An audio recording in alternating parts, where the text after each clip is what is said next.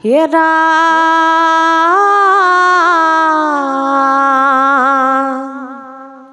জাগন পুনঃবৃদ্ধি রখে বৃত্তিশয়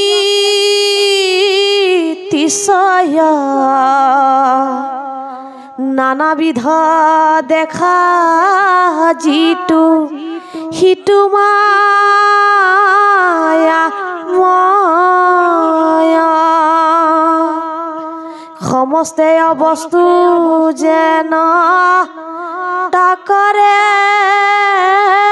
রনয় ক্ষণকে উপজি ক্ষণ কতে না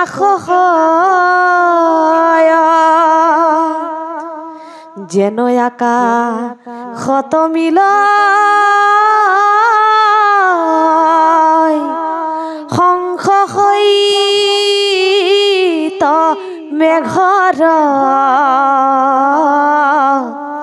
ক্ষণে কথা কিয়া হয় ক্ষণে কয়ন্তৰ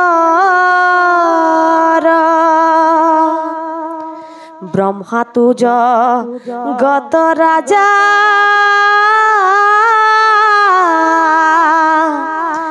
জানা হে হি নয় উপজিয়া ব্রহ্মাত ব্রহ্ম হাতে হুবল এক ব্রহ্ম আশা সর্ব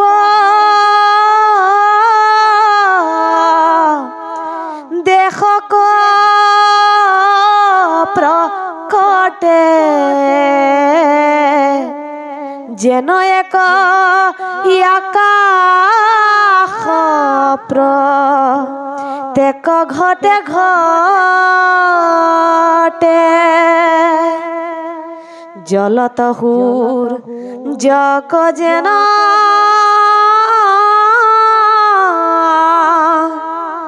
দেখি ভিন্ন ভিন্ন সেহি মতে জানিবা ব্ৰহ্ম হাৰু ভেদহীন কংকন কুণ্ডল ঘট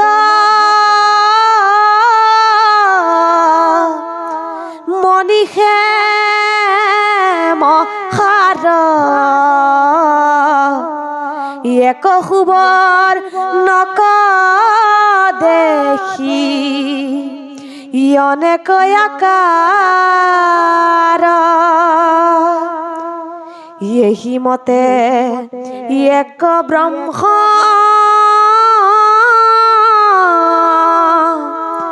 জানা সহিত হৃদয় অজ্ঞানত বাক্য বুলয় তাংক বহুবিধ সূৰ্যৰ ৰস মিত হোৱা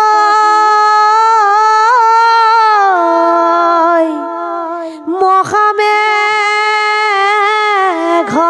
গণ সূৰ্যংশ চকু কত থাপি কৰে চন ব্ৰহ্মাৰে ৰূপয়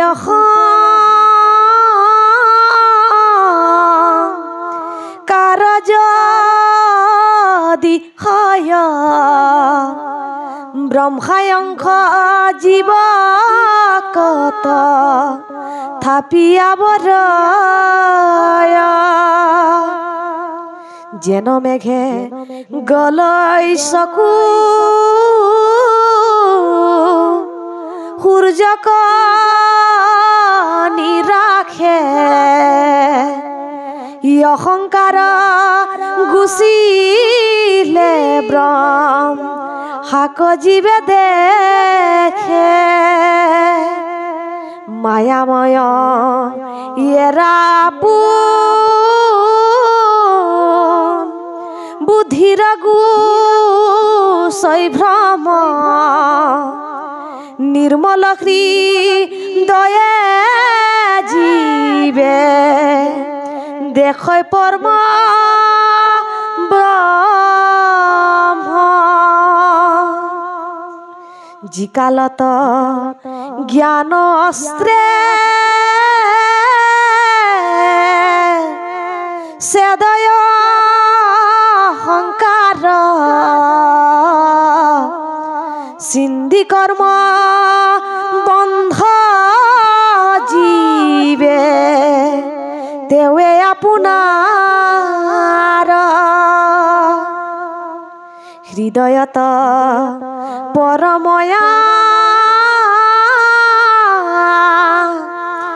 নন্দহু এজত পৰিপূৰ্ণ আত্মা সুন্ত হিয়াত সাক্ষাৎ দেখ কোনে দেখই জীবে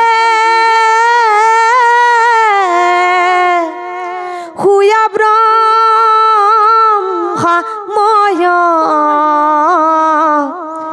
ইহা কবুলিয়া রজা ইয়াতিন্ত কলয়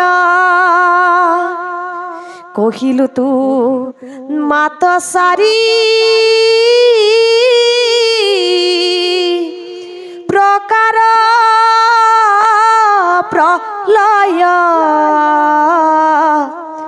ভকতি ন ভইলে কয়তু নেরাই মৃত্যু ভয় দেয়ু পরি সেদ কিবা কহিবু বহুত দেখে ব্রহ্মময় জিতু জীবন্তে মুকুট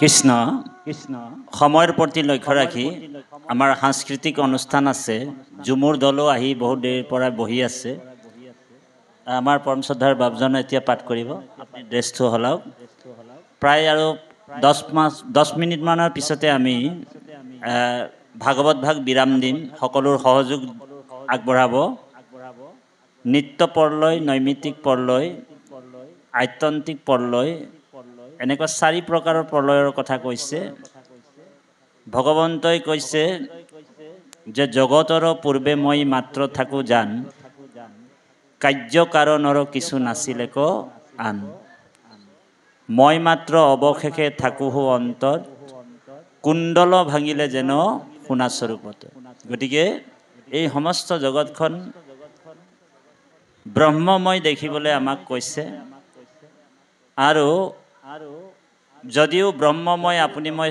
দেখিব নোৱাৰো কাৰণ মহাপুৰুষ গুৰুজনাই কীৰ্তনত কৈছে কুকুৰ চিগাল গদৰ বৰু আত্মৰাম জানিয়া সবাকো পৰি কৰিবা প্ৰণাম প্ৰথমে আপুনি মই ব্ৰহ্মময় দেখিবলৈ আমাক গুৰুজনাই কৈছে বিশেষত মনুষ্য গণত যিটো নৰ বিষ্ণু বুদ্ধি কৰি সৰ্বদায়ে মান্য কৰে প্ৰথমে আমি মানুহৰ পৰা আৰম্ভ কৰিব কৈছে অভ্যাস কৰিব কৈছে এতিয়া মানুহে এজনক দেখিলে আমি কৃষ্ণ বুলি ক'বলৈ টান পাওঁ হয়নে কেনেকে আমি ব্ৰহ্মময় দেখিম সমস্ত জীৱত ঈশ্বৰ আছে জ্ঞানটো আমাৰ পটককে নাহে এটো অভ্যাস কৰিব লাগিব হয়নে বাৰু কিন্তু আমাৰ গুৰুজনাই উপায় দিছে বিশেষত মনুষ্য গণত যিটো নৰ সেইজানে প্ৰথমে আমি মানুহৰ পৰা আৰম্ভ কৰিব লাগিব ইজনে ইজনক দেখা পালে আমি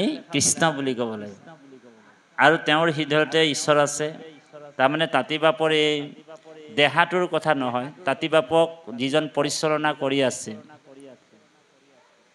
সেইজনে হৈছে কৃষ্ণ হয়নে বাৰু তাৰমানে ইজনক ইজনে সেৱা কৰিছোঁ, কৃষ্ণ বাপ বুলি কৈছোঁ। আমাৰ মহেন্দ্ৰ বাপক আমি কৃষ্ণ কৈছোঁ। তাৰমানে মহেন্দ্ৰ বাপৰ পঞ্চভূত শৰীৰটো কোৱা নাই, তাৰমানে এইটো এটা ইয়াক চৈতন্য যিজন কৰি আছে সেইজনে হৈছে কৃষ্ণ। তেখেতকে আমি সেৱা কৰিছোঁ, তেখেতে আমাক সেৱা কৰিছে। গতিকে কৃষ্ণ সমস্ত জীৱতে যেতিয়া আমি হৰিময় দেখিম, তেতিয়া সেই ব্ৰহ্মময় দেখিবৰ কাৰণে ৰজা পৰীক্ষিতক কৈছে, ব্ৰহ্মময় তুমি দেখিবা, কিন্তু এটা কথা কওঁ শুনা, যে যেতিয়া তোমাক তক্ষক মাৰিবলৈ আহিব, দংশন কৰিবলৈ আহিব, কিন্তু তুমি তক্ষক দংশন কৰোঁতে কিন্তু তুমি চকু মুদি দিবা বুলি কৈছে। আৰু কৃষ্ণময় হবা, ব্ৰহ্মময় দেখিবা, ভগৱন্তক স্মৰণ কৰিবা। তেতিয়া ৰজা পৰীক্ষিতে কৈছে, প্ৰভু কিয়? অন্তিম সময়ত যদি তুমি তক্ষক দৰ্শন কৰি, তক্ষক যদি চাই তোমাৰ প্ৰাণটো যদি কেনেবাকৈ ওলাই যায়, তেতিয়া অহা জন্মটো হয়তো তোমাৰ তক্ষক হৈ যাব। বুজি পাইছেনে?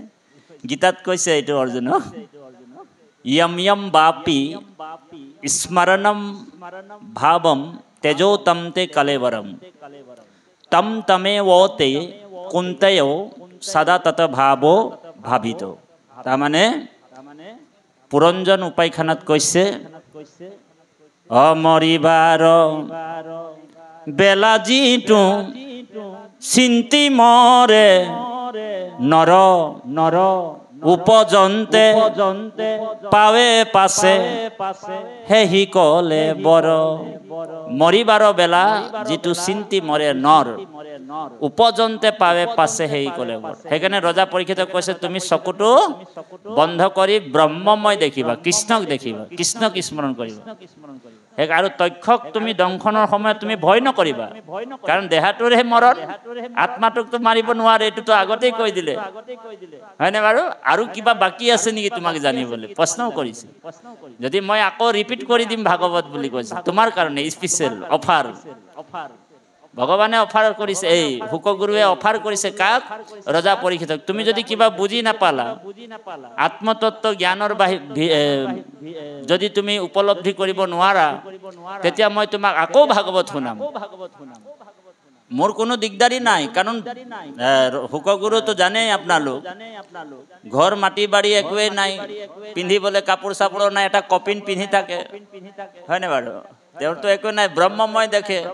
যেতিয়া জন্ম ললে বোলে 16 বছৰতো মাকৰ পেটতে আছিল।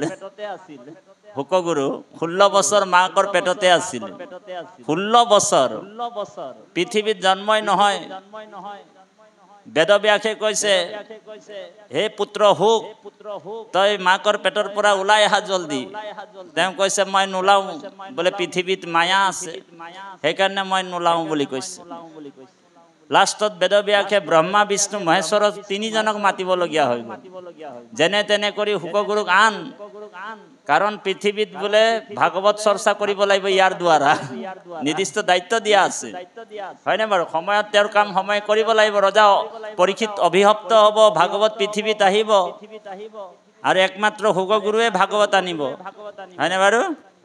পুৰাণ সূৰ্য মাতিছে বেদব্যাসে, ব্ৰহ্মা বিষ্ণু মহেশ্বৰক মাতিলে, ত্ৰিদেৱক মাতিলে, আৰু ত্ৰিদেৱে ব্ৰহ্মা বিষ্ণু মহেশ্বৰে শুকগুৰুক কৈছে, গৰ্ভতে আছে, তই ওলাই আহ, তোক মায়াই চুব নোৱাৰে। তেতিয়াও বিশ্বাস কৰা নাই, নাই বোলে পৃথিৱীত মায়া আছে, বিষ্ণু মায়া, মোক ধৰি ল'ব, ভয় কৰিছে। তেতিয়া কি কৰিলে? ব্ৰহ্মা বিষ্ণুৱে যোগমায়াক মাতিলে, অকমান খন্তেক সময়ৰ কাৰণে মায়াটো দাঙি দিব লাগে। এতিয়া এটা কেঁচুৱাই মাকে কেঁচুৱাটোক গাখীৰ খুৱাই আছে, মায়া। আইগৰাকী বাপজনৰ লগত একেলগে শয়ন কৰিছে, প্ৰেম কৰিছে, হয়নে বাৰু? এইটো মায়া, হয়নে? গৰুজনীয়ে গৰুৰ পোৱালিটোক গাখীৰ খুৱাইছে, এইটো মায়া। যোগমায়াক যেতিয়া ক'লে যে তই অকমান দেৰিৰ কাৰণে মায়াটো দাঙি দিব লাগে, যেতিয়াই যোগমায়া আহি মায়াটো দাঙি দিলে, গৰুটোক গৰুটোৱে পোৱালিটোক গাখীৰ খুৱাই আছিলে, এক লাত মাৰিলে, মায়া নাই, বুজিছেনে? অকমানটোক কেঁচুৱাটোক মানে মাকে গাখীৰ খুৱাই দিলে, এই তই মোৰ গাখীৰ খাব, ঠেকিচি মাৰি পেলালে। আইগৰাকী বাপজনক একদম এৰি দিলে, ত্যাগ কৰিলে। তাৰপিছত জাহা শুকগুৰু আহিল, জন্ম হ'ল, লগে লগে ব্ৰহ্মা বিষ্ণু মহেশ্বৰক যোগমায়াক কৈছে, এই মায়া দে নহ'লে পৃথিৱী ঔ হৰি ঔ ৰাম হৈ যাব, গোটেই বিনাশ হৈ যাব। আৰু মায়া লগাই দিলে। তাৰপিছত শুকগুৰুৱে কি কৰিলে, নাভিটোক মানে নাড়ীটোক আমাৰ মানে নাভিটোক হেৰি কাটি, জন্ম হোৱাৰ পিছত নাড়ীটো কাটি দিয়ে। ই কি কৰিলে, নাড়ীটোকে ধৰি কিনে নৰ মাৰিছে। তাৰমানে দিব্য ৰূপ আকৌ, বোলে তেজ চেজ লাগি থকা নাই, আকৌ দিব্য ৰূপ। শুকগুৰু কোন হয়? মানে শুকগুৰুও ভগৱন্তৰে এটা অৱতাৰ। যদিও 24 অৱতাৰত শুকগুৰু পৰা নাই, কিন্তু ভাগৱতে ভগৱান বুলি সম্বৰ্ধনা জনাইছে জাগাই জাগাই দেই। ব্ৰহ্মময় দেখি গৈ আছে, গৈ থাকোতে কি হ'ল, শুকগুৰু গৈ আছে, হাবিত গৈ থাকোতে, এই হাবিৰ মাজে মাজে গৈ থাকোতে বেদব্যাস আকৌ পিছে পিছে গৈ আছে। কেলে পিছে পিছে গৈ আছে? কাৰণ শুকগুৰুক ক'ব, তই এতিয়া গুৰুমুখ হ'ব লাগিব, হয়নে বাৰু? এক। 2 নম্বৰ, ভাগৱতৰ জ্ঞানবিলাক দিব লাগিব বেদব্যাস। সেই দুটাৰ কাৰণে বেদব্যাস গৈ আছে পিছে পিছে। তেনেতে কি হ'ল, সৰুবৰ এটাৰ মানে কেইগৰাকীমান আয়ে তাত মানে স্নান কৰি আছে, কাপোৰ কানি অকমান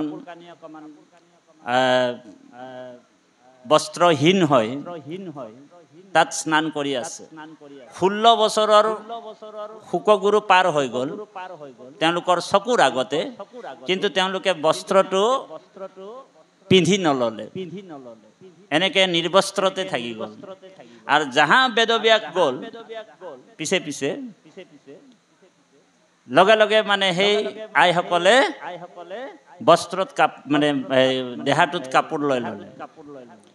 যেতিয়া বেদব্যাসে উভতি আহিলে, তেতিয়া সেই আইসকলক সুধিছে যে মই হেন বুঢ়া, 70 বছৰীয়া বুঢ়া মানুহটো বোলে পাৰ হৈ গ'লো, তোমালোক বোলে মোক চাই কিনি কাপোৰ লৈ ল'লা, আৰু 16 বছৰৰ মোৰ পুত্ৰ যেতিয়া গ'ল, তোমালোক বোলে একো কাপোৰ চাপোৰ নিপিন্ধালা, ৰহস্যটো কি? প্ৰশ্ন কৰিলে।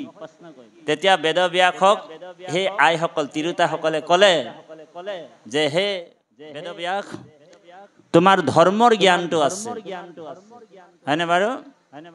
তোমাৰ ভেদাভেদ আছে, ধৰ্মৰ জ্ঞান আছে, আৰু তোমাৰ পুত্ৰ ব্ৰহ্মময় দেখি আছে। তেওঁক যদি ৰসগোল্লা এটা দিয়ে, তেওঁ একেই সোৱাদ পায়, আৰু জলকীয়া যদি দি দিয়ে একেই সোৱাদ পায়। তেওঁ জ্বলাই খাইছে নে ৰসগোল্লাই খাইছে কোনো তেওঁ গম নাপায়। সেইকাৰণে সেইটোকে ব্ৰহ্মময় কৈছে, যে স্ত্ৰী পুৰুষ ভেদাভেদ নেদেখে। সেইকাৰণে আপুনি ময়ো মানে সমস্ত জীৱতে ঈশ্বৰময়, ভক্তি ভাৱেৰে আমি ঈশ্বৰকে বিচাৰিব লাগিব। সেইকাৰণে কৈছে এই মনটোৱে আমাক ভেদাভেদ কৰিছে। এ মনে পাপ পুণ্য স্বৰ্গ, মনে হে নৰক, মনে হে কৰিছে ভেদ আপোন পৰক। যতে এক ইন্দ্ৰিয় গণ মনৰ অধীন, মনৰে হে আজ্ঞা পালি থাকে ৰাত্ৰি দিন। মনে উপজয় জানা, মনে হে মৰণ, মনুষ্যৰ মনে বন্ধ মুখ্যৰ কাৰণ। বিন্দু উপনিষদত কৈছে, মনো এব মনুষ্যানাম কাৰণম বন্ধা মুক্ষয়ো। মনটোৱে মানুহক বান্ধিব পাৰে, মনটোৱে মানুহক খুলিব পাৰে। মনে পাপ, মনে পুণ্য, মনেহে স্বৰ্গ, মনে নৰক, মনেহে কৰিছে ভেদ আপোন পৰক। মনটোৱে কৈছে ই কোলা মানুহ, ই বগা মানুহ, ই ধুনীয়া মানুহ, মানে ই ধনী মানুহ, ই দুখীয়া মানুহ, হয়নে বাৰু? ই কলা মানুহ, ই বগা মানুহ। মনটোৱে ভেদাভেদ কৰিছে। আমাৰ আত্মাবিলাক সকলোৰে এক, বুজি পাইছেনে কথাটো? সেইকাৰণে আত্মাক নিৰ্বিকাৰ বুলি কয়। আত্মাক কোনো বিকাৰ ঘটাব নোৱাৰে। আত্মা নিৰ্বিকাৰ, আত্মা সনাতন, আত্মা সনাতন বস্তু। গতিকে তোমাৰেহে অংশ আমি, যত জীৱ যাক তোমাৰ মায়ায়ে হৰি, বান্ধিলে আমাক দিওঁ উপদেশ ভজো, তোমাৰ চৰণ মায়াৰ বন্ধন সিন্ধু, শ্ৰৱণ কীৰ্তনে মায়াৰ বন্ধন সিন্ধু, শ্ৰৱণ কীৰ্তন। সেইকাৰণে কৈছে যে কুকুৰ শৃগাল গদৰ বড়ো আত্মৰাম, জানিয়া সবাকো পৰি কৰিবা প্ৰণাম। কুকুৰটোক দেখিলে বোলে দৌৰি আহিছে, দীঘল দি কিনে আপোনাক প্ৰণাম কৰিব কোৱা নাই। কোনোবা এটা ভোকাতুৰ কুকুৰ যদি আপোনাৰ গৃহলৈ আহিছে, তাক একমুঠি দি কিনে আপুনি সৎকাৰ ভাল এটা, তাক ভোকাতুৰ কুকুৰটোক একমুঠি দি আপুনি উপকাৰ কৰক, সেইটো কৈছে। সেইটো আত্মৰামৰ কথা।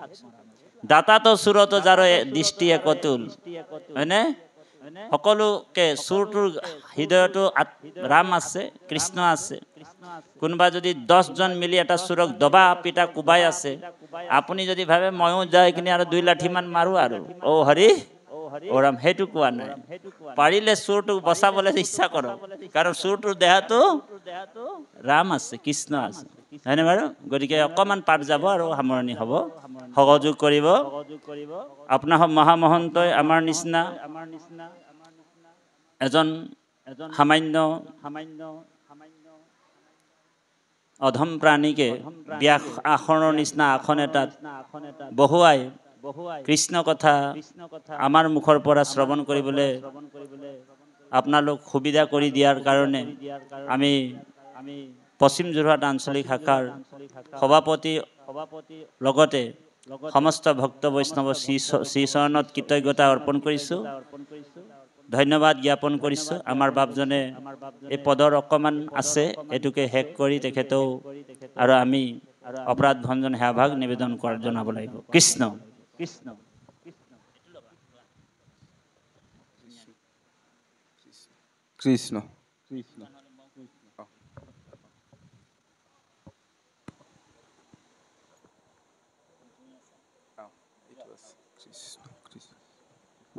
কৃষ্ণ কৃষ্ণ। হে রাম